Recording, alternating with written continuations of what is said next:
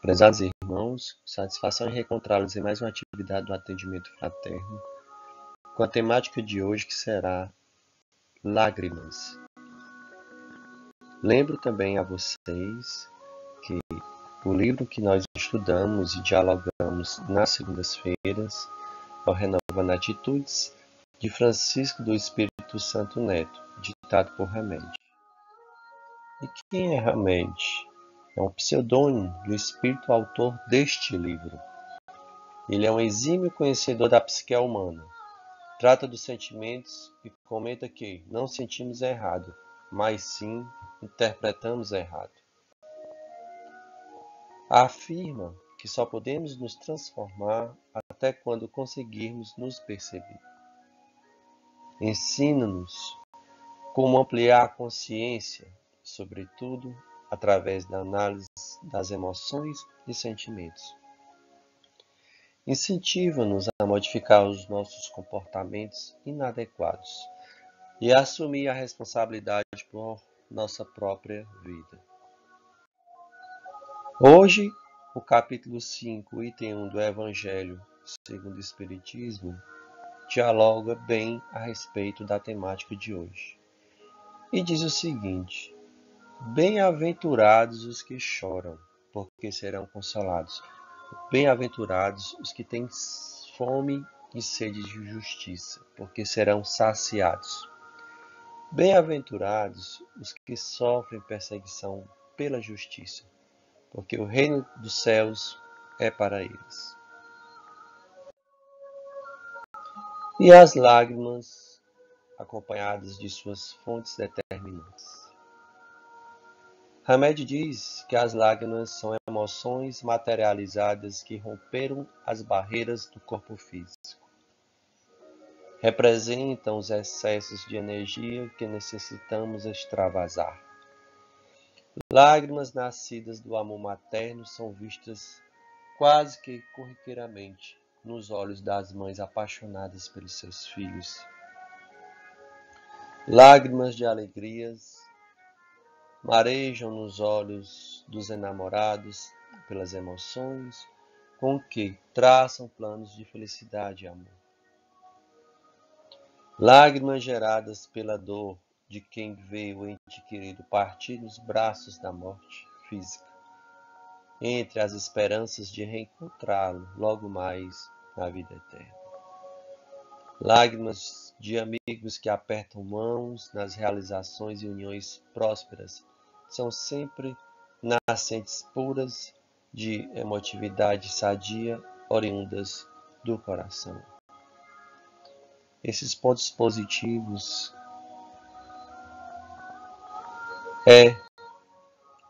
aqueles que a gente realmente deveria nos guiar, de sentimento puro, nobre, no qual nossas lágrimas transmitem por meio do amor, do respeito, da gratidão, da união, da benevolência e da caridade moral. E quando você chora, 3 coisas são limpas: os olhos, o coração e a alma. Mas as lágrimas criadas por centros de desequilíbrio, no qual o autor fala gotas de fel, essas já liberam energias danosas que embrutecem a vida. Dentre elas, a gente pode citar as lágrimas de inveja e revolta que brotam dos olhos dos orgulhosos e despeitados. Também tem as lágrimas de angústia e desconforto que umedecem as pálpebras dos inconformados e rebeldes.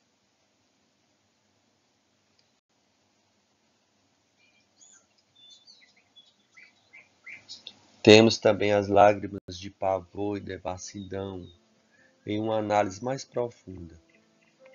São tóxicos destilados pela fisionomia dos corruptos, que lesam velhos, crianças e famílias inteiras na busca desenfreada de ouro e poder. E hoje, quanto a gente parar e perceber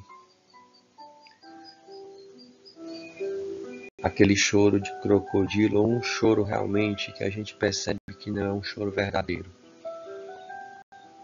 Aquele político, principalmente, como cita aqui o autor, que só tem interesse no poder, mas não vê o lado do outro. Lágrimas dissimuladas que gotejam da face dos hipócritas e sedutores, dos quais, por fraudarem emoções, acreditam sair ilesos perante as leis. Essas lágrimas a gente precisa refletir e trazer no nosso eu. Necessidade de mudança, caso nós façamos parte deste contexto, ou necessidade de entendimento, de acordo com a evolução do outro que chora desta forma. E as lágrimas mais amargas derramadas sobre os túmulos são pelas palavras que não foram ditas e coisas que não foram feitas. Algo que a gente percebe muito nos dias atuais, quando a gente perde um ente querido. E na nossa vida em si, a gente nunca disse eu te amo, nunca abraçou, nunca transferiu aquele carinho, uma emoção positiva, de afeto. Mas quando a pessoa desencarna, quando a pessoa morre, a gente se arrepende de não ter feito isso. Por isso a gente sempre pede, nunca perca essa oportunidade. Não perca a oportunidade de dizer eu te amo, de agradecer, estar presente e transferir através de atitudes o amor que você sente por outra pessoa, para depois não se arrepender nos túmulos, chorando por algo que você, de forma arrependida, não o fez. E as lágrimas dos ladrões crucificados no Gólgota, ou no Calvário. As gotas de lágrimas do mau ladrão fecundaram no terreno dos sentimentos as raízes da reflexão e do discernimento que permitiram entender o porquê dos corações rígidos e inflexíveis. Por isso que nós temos que entender o lado do outro. Quando Jesus estava sendo crucificado, ele percebeu muito bem isso. Mas dos olhos do bom ladrão deslizaram as lágrimas dos que já admitiram seus próprios erros, vitalizando o solo abundantemente e fazendo germinar sementes poderosas que permitem às consciências em culpa usar sempre amor incondicional para si mesmas e para os outros, como forma de restaurar sua vida para melhor. Se você tiver essa oportunidade de se arrepender e pedir perdão, pedir um auto perdão mesmo com você mesmo, é algo extremamente válido e essencial. Pois é perdoando que se é perdoado. A humanidade aprendeu que há hora de plantar e tempo de ceifar, e que nem todos estão ainda aptos a compreender a essência espiritual, nascendo, portanto, dessa percepção que é o perdão incondicional. Muitos estão aqui hoje fazendo o tratamento espiritual porque não aprenderam a perdoar. Não aprenderam nem sequer a se auto-perdoar. E nessas discórdias da vida, muitas vezes nossas lágrimas são de dor e sofrimento devido à nossa insegurança, à nossa incapacidade de se entender e de entender o outro. E por fim, de não ter humildade e permanecer nesta vida de forma orgulhosa, colhendo cada vez mais dor e sofrimento. Porém, creio no riso e nas lágrimas como antídotos contra o ódio e o terror. E quando Charles Chaplin fala desta forma, vamos extravasar o que precisa ser extravasado. Quando a boca cala, o corpo fala. Se o sentimento fica calado em ti também, teu corpo vai falar. Extravasa, irmão. Aproveite a oportunidade, meu irmão. e seguir em frente, nunca pare. A vida é movimento. A vida é amor e perdão. E transforme suas carências em competências. Sempre de trás ou por trás de algo ruim, existe algo de bom para te ensinar e para te auxiliar, para te consolar, para que você, ao mesmo tempo, reflita tais contextos. E o que é que Hamed nos fala através de tal frase?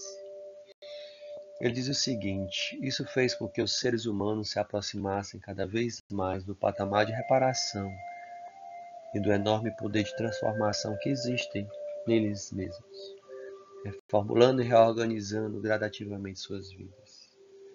Se a gente soubesse o poder que nós temos em nós, a gente não sofreria tanto. E se a gente praticar esse poder para o bem, a gente cura muita coisa em nós e nos outros. Estabeleceu-se assim na terra o arrependimento, o sentimento verdadeiro de remorso pelas faltas cometidas e que serve para a renovação de conceitos e atitudes. Arrependimento exige humildade e deixar de lado orgulho e vaidade. No teu mergulho interior, pondera tuas lágrimas, analisa-as e certifica-te dos sentimentos que lhe deram origem. O que te está fazendo chorar? O que te traz um choro? O que te traz essa angústia no peito? O que é que você, através dessas reflexões, tem para dar a volta por cima, transformando essas carências em competências ou em algo positivo para ti? O que é que você precisa mudar em você para que essa dor e sofrimento se vá? Que sejam sadias tuas fontes geradoras de emoções e que nesse líquido cristalino que escorre sobre tuas faces te levem ao encontro da paz interior entre alicerces de uma vida plena. Mas é tão misterioso o país das lágrimas. Mas se você quiser, você pode codificar e entender ele de forma bem perfeita e tranquila e serena. Deixe de lado o orgulho e a vaidade, tente se autoconhecer, se perceber, ao mesmo tempo se perdoar e perdoar o próximo, que você entenderá o que eu estou falando. Jesus, pois, quando a viu chorar, e também chorando os judeus com que ela vinha, moveu-se muito em espírito e perturbou-se e disse: onde puseste? Disseram-lhe: Senhor, vem e vê. E Jesus chorou. Jesus chegou àquele espaço que estava sepultado Lázaro e automaticamente o ressuscitou depois de 4 dias de morto. Mas ele chorou. Ele se colocou no lugar do outro. Ele entendeu que é um ser também fragilizado. E entendeu também que sentimentos nobres de amor, de perdão, de entendimento, de amizade pura e verdadeira são essenciais. Porque esses sentimentos, eles curam, eles ressuscitam. A gente precisa refletir bem isso. O amor ressuscita. O amor traz em nós a certeza de que dias melhores virão. E que todo problema que a gente está passando, todo sofrimento que a gente está vivenciando neste momento, trará em breve, através de uma tempestade ruim, uma bonança. Flores, árvores, frutos. E o que for de bom e de melhor, conforme a nossa colheita. Conforme o que a gente planta. Conforme todo o nosso sentido de vida. Diz o ditado, que o plantio é opcional, mas a colheita é obrigatória. A partir de hoje, creio eu que a gente começa a entender tais significados. E um desses é agradecer. Precisamos agradecer também até pelos nossos problemas, que são grandes professores nossos. E trazem sempre em nós a certeza de que, através do problema, eu vou refletir a necessidade de mudança. Outra observação importante é dedicar um dia na semana, uma tarde ou uma noite ao culto ao Evangelho no lar, a fim de que Jesus possa pernoitar na nossa casa. Então prepare a mesa, coloque água pura, abra o Evangelho e distende a mensagem de fé, enlaçando a família em oração, que Jesus virá em visita. Nós, aos poucos, precisamos refletir. E se hoje você chora, amanhã você vai sorrir. Essa felicidade que está dentro de ti, você precisa despertar. E esse despertar parte do Evangelho, principalmente a prática do Evangelho no dia a dia da tua vida. Lembre-se que não é só ler o Evangelho, colocar a Bíblia do braço. É colocar o Evangelho em prática.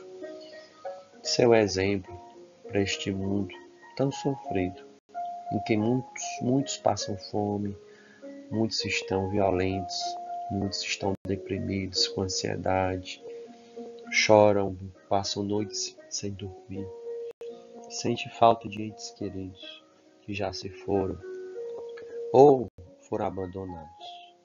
Porém, Deus é tão bom em sua essência que, se a gente refletir todos esses problemas, a solução está dentro do Evangelho, colocando ele em prática.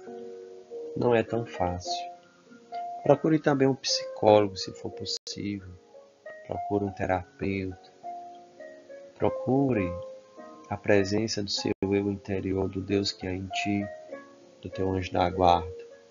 E reflita que todo problema tem solução. Minha gratidão e que Deus te ilumine, agora, hoje e sempre. Que assim seja.